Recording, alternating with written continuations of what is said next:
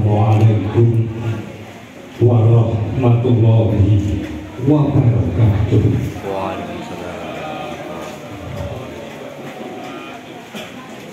Karena zat-zat kawin jenengan kawurahan awit daya panganibawa zat kang maha welas asih mugi tansah tumedak rumembes ing salira panjenengan dalasan kula sumramben dumateng kulawarga widodo lulus rahayu hadaratul mukarrabin prawanin ulama sagunging sesepuh ini sepuh ingkang satu guru kinabekti Balayaku keluarga Bobo Istio Slamet Laksana sarjana pendidikan ingkang winantu ing kabagyan pangban-pangbating projo padegahan godang watu malang ingkang patos sinudarso sangyaning tamu kakung saha putri ingkang patos sinukundo ing pakun mata purwakane ngatur ambet pasang paliman tapi kilo-kilo sinabatno ing ilah bumi durga mendak bawah ing tawang tuwa mugi winurunga ing deduka winepatno saking situ dendaning Gusti Kang Maha Kawasa ngendi bilih panjenengan sedaya lan kula jejering titah sawatah jalma limrah kang kabudut kawasesa dening Gusti Kang Maha Ira pramila sumangga mujudaken asta hadapipun sumending tumungkul hanes ditunggal nyuwun ring Gusti Kang Maha Ira nuljing Allah Subhanahu wa ta'ala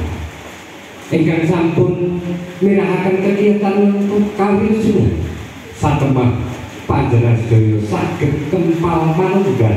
wonten ing papan menika kanthi pinantu ing suku basuki salajengipun mugi kaliyanana kula matur wonten ngarsanipun Bobo Istio Slamet Laksana sarjana pendidikan kula pun ashabul kahfi ingkang kairing prokadang pangayating pinanganten kakung kula kasraya dening panjenenganipun Bobo Khairul Rahmat sarjana ekonomi ingkang pidalem ing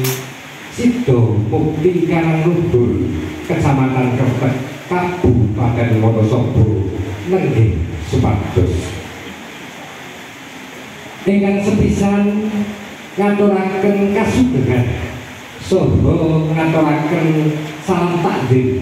saking Bobo Khairul Rahmat sarjana ekonomi mugi katur wonten ngarsanipun Bobo Istio Slamet Laksana sarjana pendidikan sakulawarga kanthi ikrar Assalamualaikum warahmatullahi wabarakatuh. Mugi panjenengan dalasan sana keluarga tansah mangke rahayu betul kalis kathah berbudi ingkang kula kalih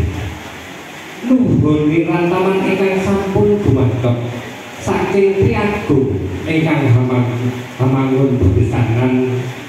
kula kinten hamasrahaken pinanganten kakung ingkang peparat Bagus Andri Irawan atmojo kakungipun Bobo Khairul Rahmat sarjana ekonomi mugi enggal kadhawuhaken kaliyan putrinipun Bobo Istio Slamet Laksana sarjana pendidikan apabila sampun samekta lan satata bebasan kula mung rapadan pinanganten kakung ugi sampun siaga diri tuwin rumantine bakti pramila sumangga pinanganten kakung kula pasrahaken mugi enggal kapagehaken hamung pujo puji astani basuki saking Bobo Khairul Rahman. Mugi handayani tumrap pinanganten sanipun satemah putu mapaing gati purwa madya dumugi wasana ingayungan dening Allah Subhanahu wa ta'ala. Tulus rahaja kalih sing beda rahayu widodo nirking sampi kula. Salajengipun sowan kula lan para kadang